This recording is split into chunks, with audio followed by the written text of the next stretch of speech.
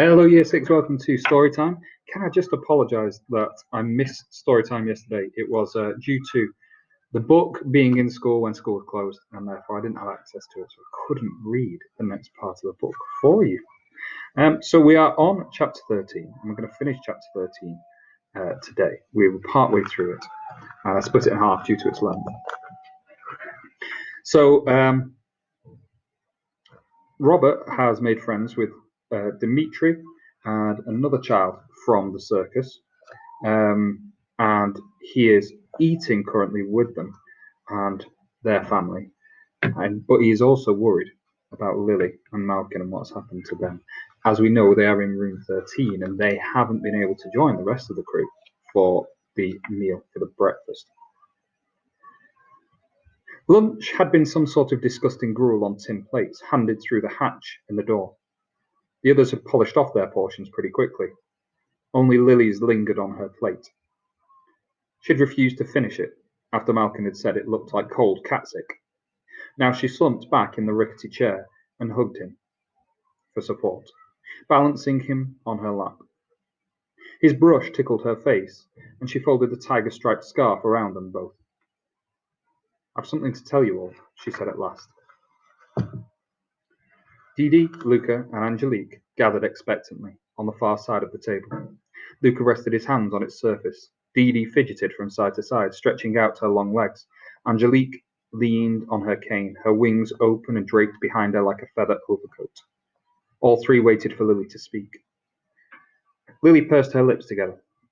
"There's something different about me," she said. "Different from people outside this room." The words felt sharp and scary, but she wasn't stopping. She knew what came next. "I'm a hybrid. I have a cog heart, a heart made of clockwork." She paused and looked at the others for their reactions. It was a relief to find that the news didn't seem to surprise them. In fact, their faces had become more friendly.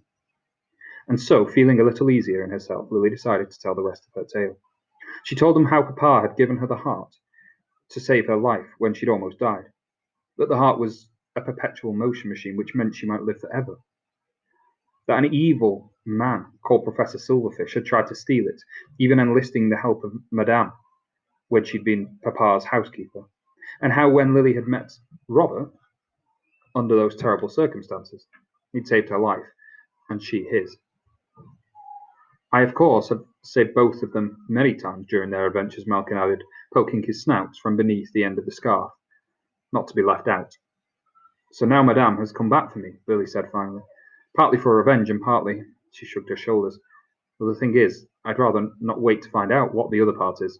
Me, Robert, and Malkin need to break out of here as soon as possible, and we'll need your help to make it happen."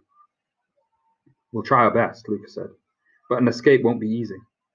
This place is on permanent lockdown. Most people only leave in a wooden box." "Do you think the other circus performers would help?" Lily asked.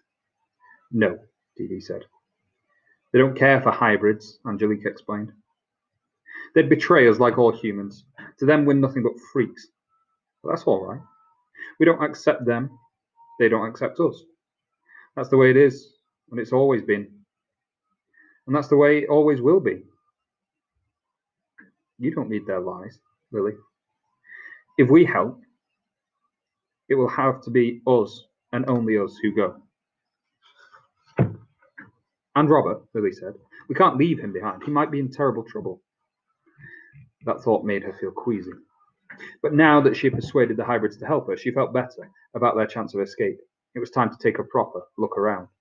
She stood and checked the room for any weak points, knocking on the walls and panels. They each sounded disconcertingly solid. She glanced over at the door. "It's 6 inches of steel," Angelique said, as if she could predict exactly what Lily was thinking. "Kept locked at all times. They open this hatch to bring us food, but otherwise it's bolted shut from the outside." "It must be let out sometimes," Malkin said.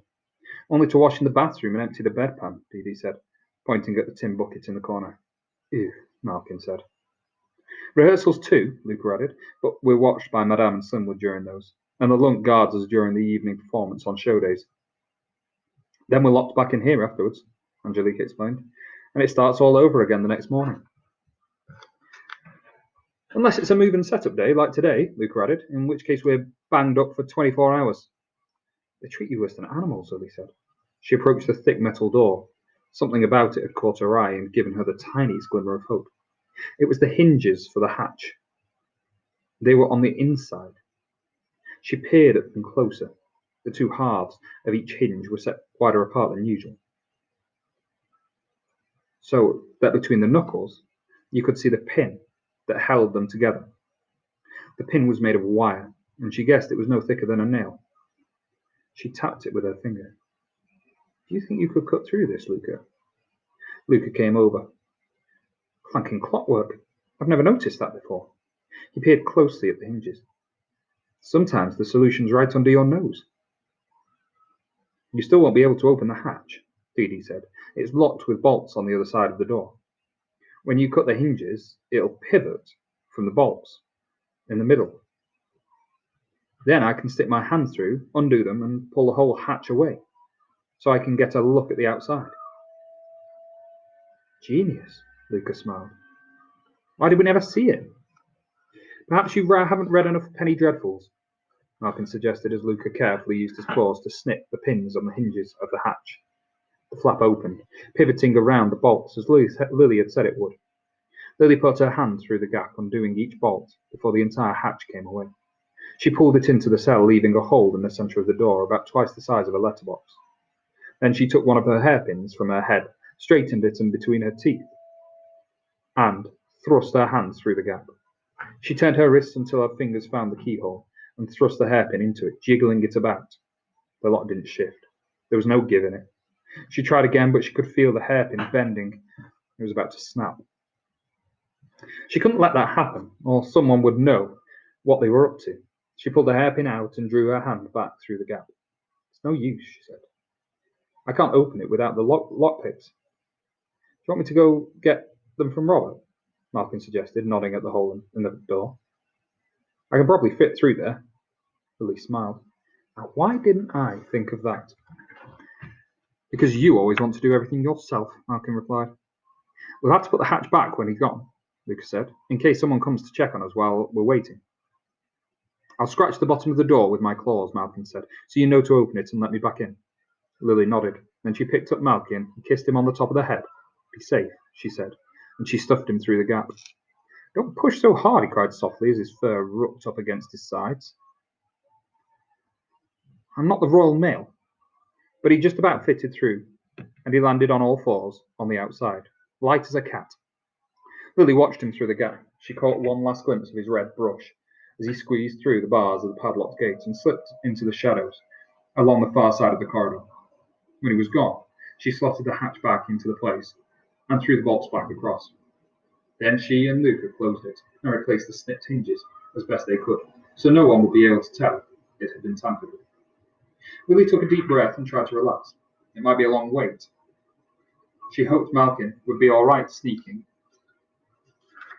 around the skyship on his own. He'd have to keep as quiet as a mouse, quieter than the dead one he'd brought her. If he didn't, he'd get caught. She crossed her fingers and silently wished him luck.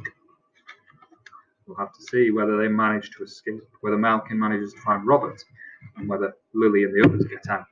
Thank you for joining me again. I'll see you tomorrow.